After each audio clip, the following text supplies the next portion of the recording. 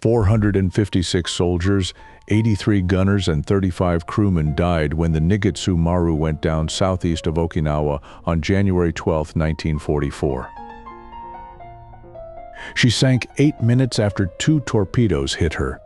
The submarine that fired them, the Hake, had come in on the surface and shot from close range. The destroyer Amagiri was the only escort the convoy had. She spent the rest of that day pulling men out of the water, then carried the survivors north and put them ashore in Japan. The 3 categories in that casualty list repay a second look. Because no other navy in the war counted its dead that way, the soldiers were passengers, most of them from an independent engineer regiment moving up from Palau, and the crewmen were merchant sailors under a merchant master.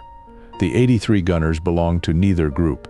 They were soldiers of the Imperial Japanese Army detached from a shipping artillery regiment and put aboard a merchant ship to work its guns, because the ship itself belonged to the Army and the Army had built a whole organization to arm it. The destroyer that saved the survivors belonged to the Navy, which had lent her out for the trip. By that winter, Japan was a country running out of ships and losing the war for that reason more than any other. Yet her surviving ships were sailing home empty in significant numbers. En routes where cargo sat waiting and where her own factories were starving for the ore and oil that cargo consisted of. The post-war American survey of the transportation war described a situation in which empty ships might frequently pass each other going in opposite directions. Working out why takes some doing, and the answer is not carelessness. Start with the arrangement itself. On the day the war began, the Japanese merchant fleet stood divided 3 ways. The Army held 519 ships, a little over 2 million tons. The Navy held 482 ships, close to 1.75 million tons. What remained, roughly 2.5 million tons spread across 1,500 hulls, stayed under civilian control to keep the economy alive. Ships in the first group carried an Army designation and an Army number. Ships in the second had gone to the Navy by requisition and mostly kept their civilian crews with a Naval Reserve officer in the master's chair. The last group answered to a shipping control body, half government and half industry, which sent it where the ministries agreed it should go. Those 3 pools ran separately for the whole of the war. 3 pools meant 3 sets of sailing orders, issued by organizations that did not share a building. Army shipping put to sea on orders from an Army headquarters at Ujina, on the water at Hiroshima, with subordinate headquarters scattered through the occupied areas. Navy shipping took its orders from a transportation office inside the Navy Department in Tokyo, except for the fleet train, which belonged to the combined fleet, and answered somewhere else again. The water all of this crossed was the real ground of the war, and it was narrow. The main artery ran 2,500 miles from Singapore up to Moji, threading either the Luzon Strait or the coast of Indochina, then the Formosa Straits, then the East China Sea. Everything reaching the home islands funneled at the end through Shimonoseki, a gateway a few miles wide. North of it lay the Sea of Japan and the Yellow Sea, shallow and cold and safe for most of the war, while south of Honshu, once the submarines arrived in numbers, nothing was safe at all. Geography fixed the lanes. Both services used the same ones, and neither could keep clear of the other's traffic even when it wanted to. None of the separation was an accident of paperwork. Each service insisted on holding its own lift because each ran operations that depended on ships arriving on a stated date, and neither would watch its troops or its fuel sit in a queue behind the others. As tactical reasoning that is sound, and the officers who argued for it were not being petty. The planning board had wanted a fixed minimum kept in civilian hands and was told it could not have that at the outset, because the opening offensives needed the lift. In exchange, the High Command promised that once the southern resource area fell, expected around April 1942, a large block of military tonnage would come back. The southern area fell faster than anyone had planned for. And then the fighting on Guadalcanal began, and the hulls that had started trickling back to the civilian pool went out again to feed an island campaign sitting inside range of enemy airfields and submarine bases. The tonnage never returned, and the civilian minimum reached once in the summer of 1942 had gone by January. Across the Pacific, the same problem had been handed to one man. On February 7, 1942, an executive order created a war shipping administration inside the president's own office. And the wording left little room: vessels under its control. The order said, shall constitute a pool to be allocated by the administrator for the use of the Army, the Navy, other federal agencies, and the Allied governments. The United States Army's own official history of the war describes what resulted as a civilian agency holding final and exclusive power over shipping allocations. The administrator appointed to run it, Emory Land, already chaired the Maritime Commission which built the ships. So the man deciding where every American hull went was the man deciding how many of them there would be.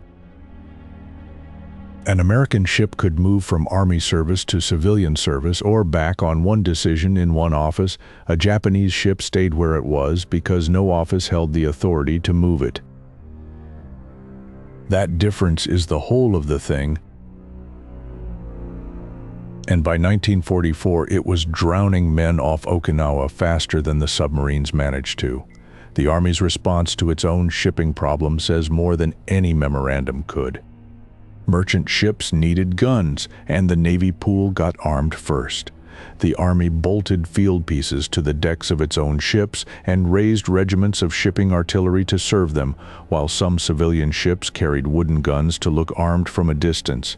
Air cover over Army convoys was another thing the Navy could not spare, so the Army took merchant hulls and built its own aircraft carriers, flight decks laid over cargo ships, flown by Army pilots in Army aircraft.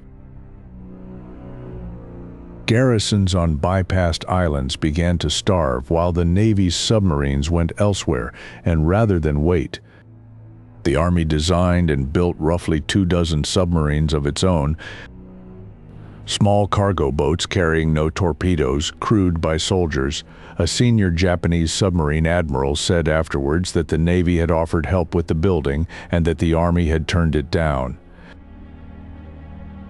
Nobody then had ordered those ships to sail home empty. In Tokyo on October 18, 1945, an American officer sat down with Captain Atsushi Ōi, who had served on the staff of the Escort Command from the day it was created until the war ended, and asked him a plain question: who directed the routing of Japanese merchant shipping between the homeland and the South? Ōi's answer opened with the words, "I think no definite person was responsible for shipping." He then listed the Navy, the Army, the Transport Ministry, and the Munitions Ministry, each of them holding a voice, meeting in conference when the situation demanded it. An Army ship coming home from Rabaul or Truk with empty holds was defying no instruction to load. There was nobody whose job it was to give her one. The cargo waiting at Singapore was civilian pool cargo, and she was an Army hull, and the official who could have married the two did not exist. Somebody did try to have the military pools lift strategic materials on the homeward leg, and the effort came to very little. The Escort Command sat inside the same gap. Created in November 1943, after a year of losses nobody could ignore any longer. It carried responsibility for protecting merchant shipping across almost every sea area Japan still used, and it held no authority whatever over where those ships went or who loaded them. Its commander began work with fewer than 50 escort vessels of 800 tons and above, the best of them destroyers built in the early 1920s. Every part of that arrangement made sense to the people who built it. A staff officer told an enemy interrogator that nobody had been in charge of his country's shipping, and he said it without flinching, because by then the admission cost him nothing. Losing sides produce the most useful paperwork in any war, and most of it has never had an audience. The subscribe button here decides how much of it gets pulled up next. Every fix came late. The Escort command asked for ocean escorts by the hundred and was authorized a small fraction of that number. Its request for permanent escort groups under trained commanders produced exactly one group of 4 ships. Radar reached most of its ocean-going escorts around the end of 1944. In March 1944, it introduced what it called a large convoy system, meaning 10 to 20 ships sailing together at a time when the Americans in the Atlantic ran convoys of 70. The Escort Command was quite sincere about the word large. By the following spring, it had given up the run between the home islands and Singapore. Japan entered the war with a merchant fleet of roughly 6 million tons of ocean-going steel ships. It ranked among the 3 largest in the world, assembled over 40 years of national effort and government subsidy. At the surrender, she had about 1,800,000 tons still afloat. And of that, only 650,000 tons inside home waters would actually steam.